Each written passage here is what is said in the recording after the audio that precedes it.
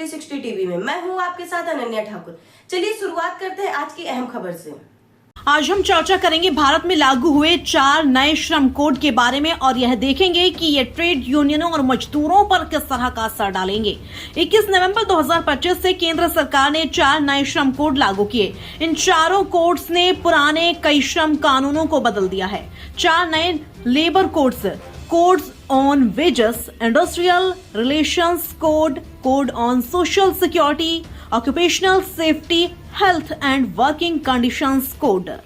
छोटे नए यूनियनों के लिए चुनौती, मान्यता और सदस्यता नियम बदल गए हैं। हड़ताल और विरोध प्रदर्शन पर नई पाबंदियां, ठेका और असंगठित मजदूरों के लिए सुरक्षा का दायरा बढ़ा, लेकिन नौकरी स्थिरता पर प्रश्न। वेतन, स्वास्थ्य, ग्रेच्युटी में पारदर्शिता और सुरक्षा बढ़ी। और इस विषय पर हमारे साथ जुड़ने जा रहे हैं हिंद मजदूर यूनियन के महासचिव हरभजन सिंह सिद्धू जी, जो ट्रेड यूनियनों पर नए कोड्स के असर पर अपने विचार साझा करेंगे। इस पर चर्चा करने के लिए आज हम मौजूद हैं हिंद मजदूर सभा, इनके जनरल सेक्रेटरी हैं हरभजन सिंह सिद्धू जी। इनसे हम बात करेंगे और ये जानना चाहेंगे कि इसके एडवांटेज और डिसएडवांटेज क्या है। सिद्धू जी, क्या कहना चाहेंगे इस पर? देखिए, हमारे देश में देश की आज़ादी से पहले और बाद में बहुत बड़े लंबे संघर्षों के बाद जो देश का मजदूर संगठन का संघर्ष रहा है बहुत पुराना है। और उनके संघर्ष के बाद अंग्रेजों के टाइम पे भी 1926 में मजबूरन अंग्रेजों को Indian labour code industrial code बनाना पड़ा था। दूसरे भी वेज कोड भी और फैक्ट्री एक्ट भी उनको बनाने पड़े थे। देश की आज़ादी के बाद भी लगातार जो हमारी अपनी सरकार बनी तो बहुत लंबे संघर्ष हुए और उसके बाद 44 श्रम कानूनों का गठन हुआ जो केंद्र के थे।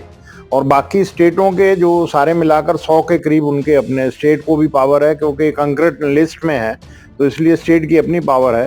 तो 100 के करीब उनके श्रम कानून थे और ये सारे के सारे गवर्नमेंट के ऊपर पिछले 30-35 साल से जो बड़े बड़े कॉर्पोरेट हाउस हैं वो दबाव बना रखा था कि आप ये श्रम कानूनों को फ्लेक्सिबल बनाइए और हमारे को एक अधिकार दीजिए कि हम जब जी चाहे वर्कर को नौकरी पे रखें और जब जी चाहे निकाल दें, जो इंग्लिश में फ्रेज है कि हायर एंड फायर का राइट उनको मिल जाए।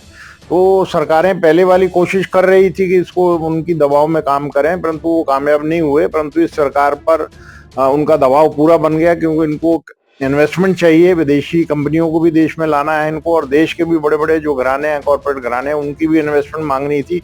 तो उनके दबाव में आकर इन्होंने हमारे 29 श्रम कानूनों को जो है 15 को तो रिपील कर दिया, 29 श्रम कानूनों को इन्होंने स्क्रैप कर दिया और उसको ये कहते हैं कि ये हमने रिफॉर्म्स किए हैं, 4 कोड बनाए हैं।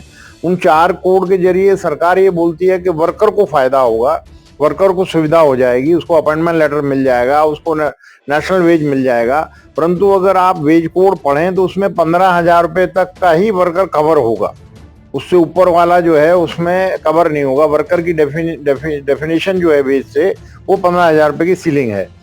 और बाकी इन्होंने इंडस्ट्रियल रिलेशन कोड बनाया है। इंडस्ट्रियल रिलेशन कोड पहली दफा सरकार ने उसमें इंटरवीन किया है कि देश के अंदर हर सेक्टर के यूनियन को हड़ताल पे जाने से पहले नोटिस देना होगा। पहले सिर्फ एसेंशियल कैटेगरी देती थी, जैसे डिफेंस है, रेलवे है, एयरलाइंस है, हॉस्पिटल हैं। तो अभी इन्होंने कह दिया कि जो नॉन एसेंशियल कैटेगरी हैं उनको भी नोटिस देना पड़ेगा और कंपलसरी हो गया। जिस दिन आप नोटिस दोगे, पहले सिर्फ 15 दिन का नोटिस था, 14 दिन का, और अभी इन्होंने 60 दिन का उसको बढ़ा दिया है। और जिस दिन नोटिस देंगे उस दिन से reconciliation deem to have been start, और ड्यूरिंग रिकंसिलिएशन कोई भी यूनियन हड़ताल पे नहीं जा पाएगी, और अगर जाएगी तो वो गैरकानूनी हो जाएगी। और गैरकानूनी हड़ताल के अंदर उनकी रिकॉग्निशन, रजिस्ट्रेशन यूनियन की कैंसिल हो जाएगी। रजिस्ट्रार को बहुत पावर दे दी है इन्होंने, उनके दफ्तर सील हो जाएंगे, उनके बैंक अकाउंट सील हो जाएंगे। पुलिसमैन किसी भी लीडर को बिना FIR के अरेस्ट कर सकता है। पहली दफा इन्होंने इसमें पुलिस को इंटरवीन कर दिया है।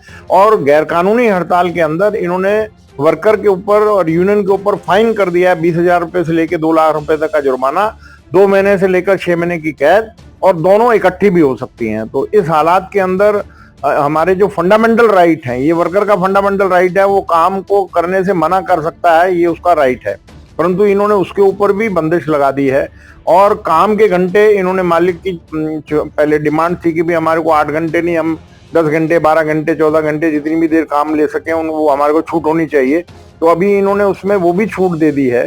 तो लिहाजा वर्कर जो है वो उसका एक सोशल फैब्रिक सारा का सारा बिगड़ जाएगा। उसके बच्चों को कौन ध्यान रखेगा? अगर वो 14 घंटे नौकरी 12 घंटे नौकरी करेगा, 2 घंटे आने जाने में लगाएगा, तो उनके घर के बच्चों को कैसे पालेगा, उनका पढ़ाई कैसे कराएगा, उनके लिए इलाज कैसे कराएगा अगर कोई घर में मेंबर बीमार हो जाता है?